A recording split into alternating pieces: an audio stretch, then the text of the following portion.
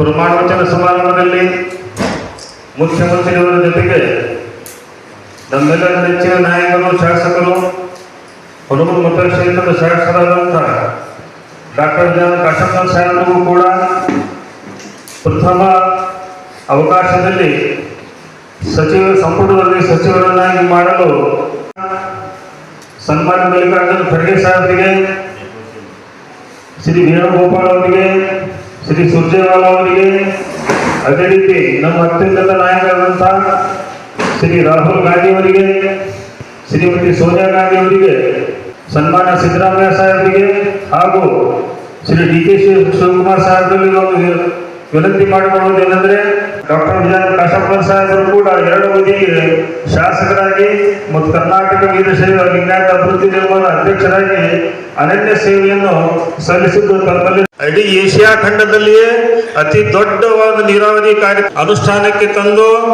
ಸರಿಯಾಗಿ 5,000 ಕೃಷಿ ಹೊಂಡಗಳನ್ನು ನಿರ್ಮಿಸಿ ಪ್ರತಿಯೊಂದು ರೈತನಿಗೆ ನೀರು ಹರಿಸಲಿಕ್ಕೆ ಅದು ಸೀರೆ ಪ್ರಸಿದ್ಧ ಸೀರೆ.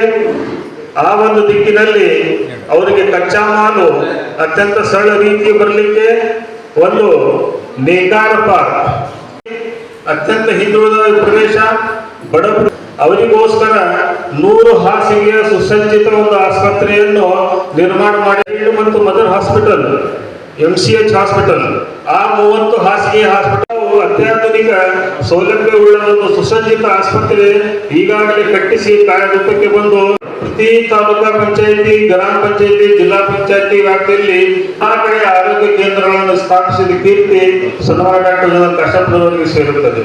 ಸರ್ಕಾರಿ ಶಾಲೆಗಳಲ್ಲಿ ಸ್ಮಾರ್ಟ್ ಕ್ಲಾಸ್ ಅನ್ನು ಪ್ರಾರಂಭ ಮಾಡಿ ಇಲಕಲ್, ಹುಣಗುಂದ, ಅವಳಿ ನಗರಗಳಿಗೆ ಕುಡಿಯುವ ನೀರಿನ ಸೌಲಭ್ಯ ಒದಗಿಸಿದ ಕರ್ನಾಟಕ ಯೋಜನೆ.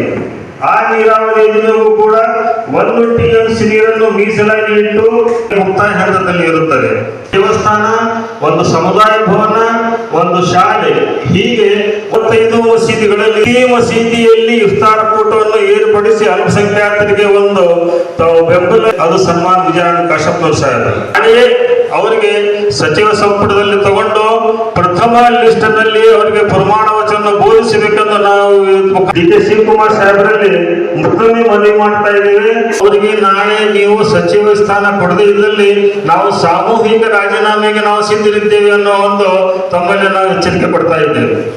ಹೆಚ್ಚು ಕಳೆದ 2 ವರ್ಷಗಳಲ್ಲಿ ಅನುದಾನವನ್ನ ಪಡಿತಕ್ಕಂಥ ಕಾರ್ಯವನ್ನ ನಮ್ಮ ಸನ್ಮಾನ್ಯ ಶ್ರೀ ವಿಜಯ ಕಾಶಪ್ಪನವರು ಸಾಹೇಬರು ಮಾಡಿದ್ದಾರೆ.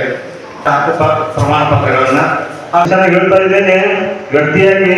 ಅವರಿಗೆ ಸಚಿವ ಸ್ಥಾನ ಕೊಡದೆ ಹೋದಲ್ಲಿ 28ರ ವಿಧಾನಸಭಾ ಚುನಾವಣೆ ಬಹಿಷ್ಕಾರವನ್ನು ಎದುರಿಸಬೇಕಾದಂತಹ ಪರಿಸ್ಥಿತಿ. ಮತಕ್ಷೇತ್ರದ ಶಾಸಕರಾದ ವಿಜಯಾನಂದ ಕಾಶಪ್ಪನವರವರಿಗೆ ಮಂತ್ರಿ ಸ್ಥಾನ ನೀಡಬೇಕು ಈ ಒಂದೇ ಅವಧಿಗೆ ಅಂತೇಳಿ ನಾವೆಲ್ಲರೂ ಈಗ ಹುಣಗುಂದ, ಇಲ್ಕಲ್ ಭಾಗದಿಂದ ಹಾಗೂ ಬಾಗಲಕೋಟೆ ಜಿಲ್ಲೆಯಿಂದ ವಿಜಯಾನಂದ ಕಾಶಪ್ಪನವರವರು ಸರ್ವ ಸಮುದಾಯದೊಂದಿಗೆ ಪ್ರೀತಿ ಪಾತ್ರ ಅಂತ ಯುವ ನಾಯಕರು.